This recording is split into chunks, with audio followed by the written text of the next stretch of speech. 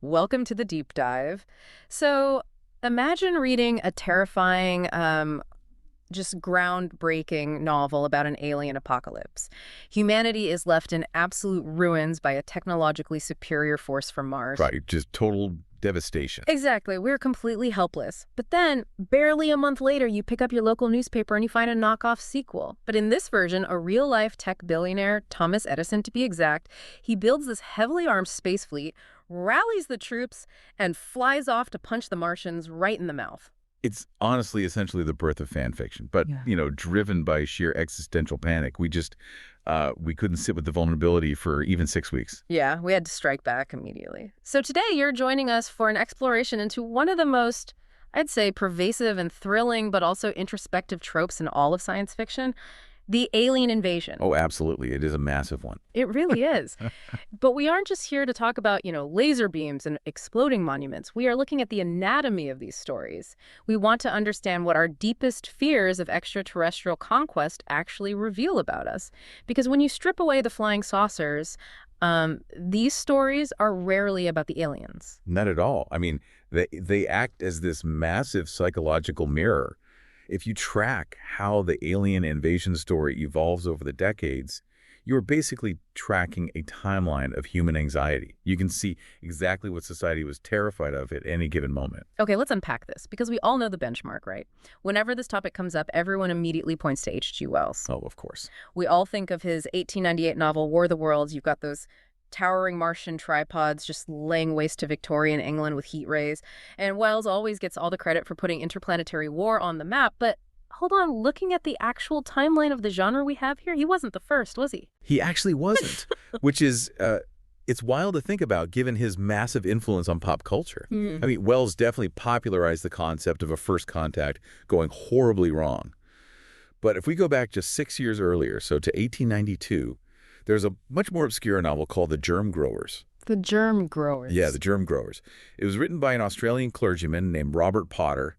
And honestly, I think it is infinitely more unsettling than giant mechanical tripods. Wait, okay, stop. An Australian clergyman in 1892. How does a 19th century priest even conceptualize something like an alien invasion? What is the actual plot there? Well, that's what makes it so brilliant and, deeply terrifying. In Potter's novel, the aliens don't show up in these massive warships blotting out the sun. They actually take human form. Oh, wow. Yeah, they secretly infiltrate society, and they begin developing a virulent disease. The goal is to wipe out the global population so they can just, take over the empty real estate. Wait, so you're telling me decades before biological warfare or sleeper cells were even a blip on the public's radar, this guy's writing a thriller about aliens using manufactured pandemics to clear us out. Exactly. I mean, you have to remember the late 19th century is right when the germ theory of disease is finally becoming widely accepted by the public. People are just starting to realize that these invisible microscopic entities can kill you. Right. They're just figuring out they need to wash their hands. Exactly. So Potter took that cutting-edge, real-world scientific terror and he weaponized it into science fiction. It really proves that the fear of a silent biological infiltration has been with us just as long as the fear of an explosive military attack. That is just fascinating. But, it also brings us right back to that bizarre Thomas Edison story I mentioned at the top, because we see the overt military attack in War of the Worlds, and people absolutely lose their minds. And then this unauthorized sequel, Edison's Conquest of Mars by Garrett Peace Service, it gets published in the Boston Post almost immediately, just 6 weeks later. Why? Why couldn't people just enjoy the scary story? Well, because Wells hit a very raw nerve. Yeah. I mean, think about the era we're talking about. European powers were at the absolute height of their own global colonization, aggressively expanding into other countries with superior technology. Right. And Wells simply flipped the perspective. He basically asked Victorian England, how would you like it if someone showed up here with tech you don't understand and treated you the exact way you treat the rest of the world? Oh, wow. So it's basically colonial karma. Precisely. It is colonial karma. And it left readers feeling profoundly vulnerable. I mean, Wells didn't even let humans win the war. We were saved by Earth's microbes. We were totally helpless. Yeah, just sitting ducks. Right. And that level of helplessness was deeply uncomfortable for the reading public. Yeah. So Surface writes this sequel where American ingenuity, led by a famous real-world inventor, takes the fight to Mars. It's a massive psychological defense mechanism. It's society saying, no, we aren't the victims here. We are technologically superior and we are going to strike back. Exactly. It's just massive cultural projection. But let's follow that evolutionary timeline you mentioned earlier. If overt militaristic invasions, so the spaceships and the counterattacks, if those are tied to that Victorian era of colonization and early 20th century warfare, something massive shifts after World War II, doesn't it? Oh, definitely. If we connect this to the bigger picture, the atomic bomb changes everything. Right. Because Right. suddenly humanity possesses the power to completely annihilate itself. Yeah. Overt warfare now means mutually assured destruction. So the science fiction has to adapt, right? It can't just be about lasers and big explosions anymore. And that's exactly why the trope evolves into the alien infiltration variation. We move from the explosive dread of War of the Worlds to the quiet, really insidious paranoia of the mid-20th century. Yeah, that makes sense. The invaders no longer blow up cities because, frankly, we were already terrified of doing that to ourselves. Instead, the aliens take human form. They move freely through our society, completely undetected, taking control of government positions, military command, or even, your own family. So we go from an Independence Day style attack to Invasion of the Body Snatchers or stuff like First Wave. But looking at the logic here for a second, are these mid-century stories actually about extraterrestrials at all? Because to me, it sounds less like a fear of outer space and more like a fear that you can't even trust the guy mowing the lawn next door. It's like a cosmic game of Among Us. I love that comparison, and that's exactly the dynamic. This era of science fiction is just a direct translation of 1950s Cold War anxieties. You had the Red Scare, McCarthyism, the House Un-American Activities Committee. The overwhelming terror wasn't just a nuclear winter. It was covert infiltration by communist agents. So the alien is just a stand-in. Right. The alien in these stories represents the ultimate ideological subversion. The enemy looks exactly like you, talks exactly like you, but is secretly working to destroy your way of life from the inside. They steal your individuality and absorb you into a collective hive mind. I mean, the metaphor isn't exactly subtle when you frame it like that. It's not subtle at all. Yeah. But the psychological anxiety of infiltration is incredibly sticky. It survives long past the Cold War. You actually see it manifest today in things like the reptilian conspiracy theory. Oh, man. The idea that covert, shape-shifting reptiles are secretly running global politics. Right. We just swapped out Soviet spies for alien lizards, but the underlying mechanism is totally identical. It's the ultimate expression of feeling a total lack of control over your own society. When the world feels too complex or, too hostile, it's psychologically easier to believe that malicious, inhuman infiltrators are pulling the strings. That makes total sense. But I do want to push back on the idea that infiltration is always this malicious, terrifying thing. Because sometimes the alien walking among us is just a guy trying to get by. Think about Star Trek. Oh, sure. Yeah, because before humans officially achieve warp drive and make contact, there's all this lore about Vulcans actually living on Earth in secret. Yes. There's actually a great detail from the source material about this. No fewer than 6 Vulcans spend time passing as humans on Earth. And the way they pull it off is just brilliant in its simplicity. I love this part. They don't use like fancy cloaking devices or shape-shifting biology. They literally just wear skull caps or get strategic comb-overs to hide their pointy ears. Stick a beanie and a bad haircut? Exactly. It's hilarious, but it completely subverts that whole Cold War paranoia thing. They aren't sleeper agents waiting to soften up Earth's defenses for a military strike. They're just benign observers. Or shipwreck survivors trying to blend in. It really highlights how the exact same narrative, mechanic aliens hiding in plain sight, can evoke absolute terror or a sense of shared, peaceful coexistence. It completely depends on what the author wants to say about human nature. Right. Like, are we inherently suspicious of outsiders, or can we just share a coffee with a Vulcan in a beanie? Exactly. Which perfectly sets up the flip side of this entire genre, because not every alien invasion is about eating us, stealing our resources, or, replacing the mayor. Sometimes they show up because they want to save us from ourselves. Here's where it gets really interesting. This is the beneficial alien invasion. Right, the little gray or green man's burden, as it's sometimes called. I always think of this trope like a stressed parent dealing with a toddler. Humanity is the toddler, and we are running around the living room holding a pair of extremely sharp scissors, usually meaning nuclear weapons. That is a very apt metaphor. The toddler doesn't understand the catastrophic danger, right? So the advanced alien has to step in, physically take the scissors away, and put the kid in a cosmic timeout for their own good. That analogy hits the nail on the head. You see this heavily in the 1951 film The Day the Earth Stood Still. You have Klaatu and his massive robot, Gort, and they land in Washington, D.C., but they don't attack. Right, they just deliver a message. Exactly. Their message is essentially a massive ultimatum. They basically say, you are about to bring atomic weapons into space. Abandon your warlike ways and join the Interstellar Union peacefully, or we will vaporize your planet before you become a threat to everyone else. So it's very much, we come in peace, but we brought a really, really big stick. Exactly. It's peace through forced disarmament. You see similar themes in Arthur C. Clarke's Childhood's End or the film Arrival. There's a deeply paternalistic or maternalistic current running through these narratives. The alien invaders don't view us as cattle to be harvested. They view us as reckless students or equals who just need strict guidance. They're cosmic chaperones. But, I mean, even then, taking the scissors away still makes the toddler cry. It's a massive loss of human autonomy. Even if the occupation is allegedly for our own survival, we're still being colonized by a superior force telling us how to live. Which is why the framing of colonizing to civilize is so deeply uncomfortable. It shares a lot of DNA with hostile occupation. It's just dressed up in benevolence. Okay, let's take that concept of colonization and completely flip the script. Because there is a variation of the invasion trope that I find to be the most devastating, and that is the invasion by humans. What if we are the terrifying existential threat? This raises an important question, and it's where science fiction truly earns its keep as a tool for intense self-reflection.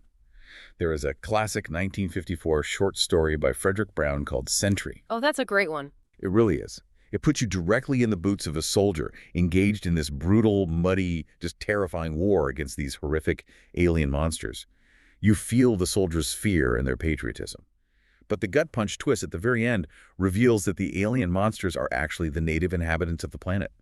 And the soldier we've been rooting for all along is a human. Yeah, we are the invaders. We are. It completely shatters your perspective. It forces you to realize that from the viewpoint of the rest of the universe, our endless expansion and extraction make us the monsters. And we explore this constantly in our media, right? Look at Ray Bradbury's The Martian Chronicles or Orson Scott Card's Ender's Game. Even modern blockbusters like Avatar or that animated movie Planet 51. Oh, Planet 51 is a great fun example of this. Right. In every single one of those, humanity is the force arriving on extraterrestrial shores. We exploit the resources, we displace the native populations, and we bring mechanized war. Because it's a direct critique of our own human history.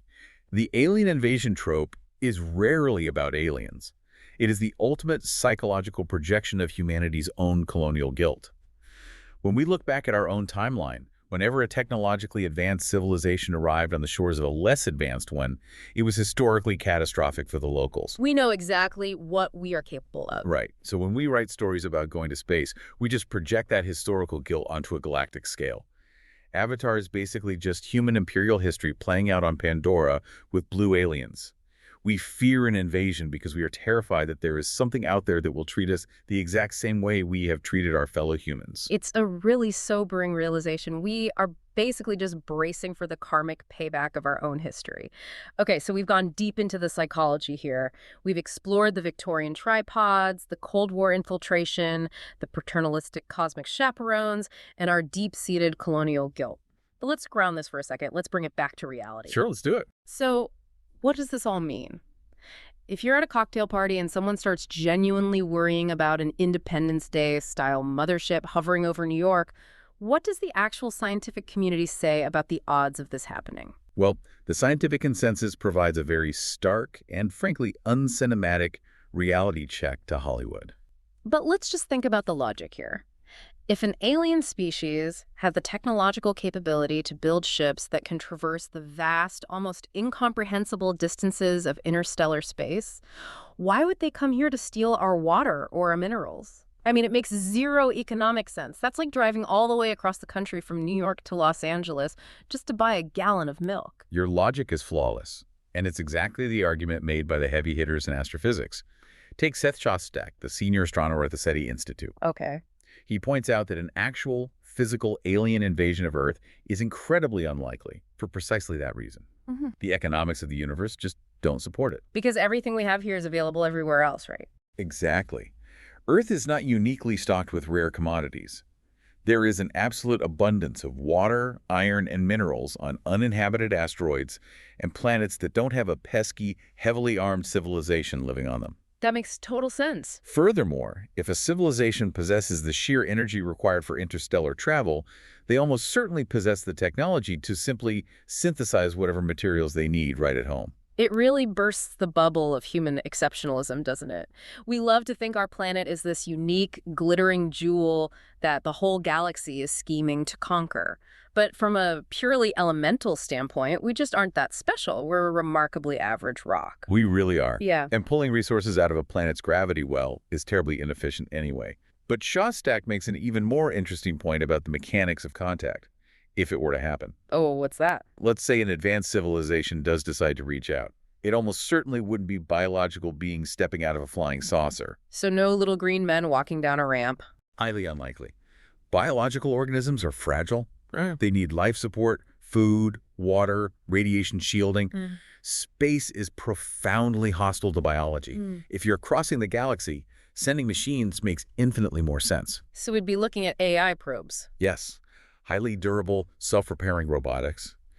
But even then, David Morrison, he's the former director of space at NASA's Ames Research Center, he takes it a step further. He argues that first contact wouldn't even involve physical objects visiting our solar system at all. Wait, really? What would it be then? It would just be a radio communication. A signal from the dark. Just a signal, beamed across light years at the speed of light, no massive armadas blotting out the sun, no physical risk, no astronomical resource costs, just pure data. So if we pull all of these threads together, we've been on quite a journey today. We started with the sheer physical dread of Martian tripods tearing apart cities, which was really just our anxiety about our own imperial vulnerability. Then we shifted into the quiet paranoia of the Cold War, where the terrifying alien was just the person sitting next to you on the bus. We looked at our deep desire for paternalistic alien guardians to save us from our own nuclear scissors. And of course, the heavy reality that when we look in the mirror, the most terrifying invaders in the universe might just be us. It's quite the mirror. It is. And finally, the actual physics of the universe tell us that an armada showing up to steal our water is practically impossible. When you lay it out like that, it's clear these stories are a journey through our own psychology, disguised as space battles. They really are. So the next time you sit down in a theater and the lights go down for a new alien invasion movie, try looking past the CGI explosions. Ask yourself, what contemporary human anxiety is this movie actually trying to process? What is the filmmaker really afraid of right now? Because if we circle back to the very premise of this deep dive, that beautiful, peaceful, starry night sky isn't a threat matrix holding hostile alien armadas. No, the vastness of space is indifferent to us. The real threats and the real monsters are usually much closer to home. Which is strangely comforting, but also deeply challenging. But, because this is science fiction, there's always a but. There's always a but. And I want to leave you with one final thought to mull over, building directly on what the astrophysicist said. Okay, let's hear it. If NASA and the SETI researchers are completely right, and an advanced civilization wouldn't bother visiting us in person because of the vast distances, if they would only send radio waves, because it's safe and efficient. Yeah. Then what happens if we finally receive that radio signal and it isn't a greeting? Yeah. What if it's a desperate warning about an invasion from something else entirely? Now that is a deep dive for another day.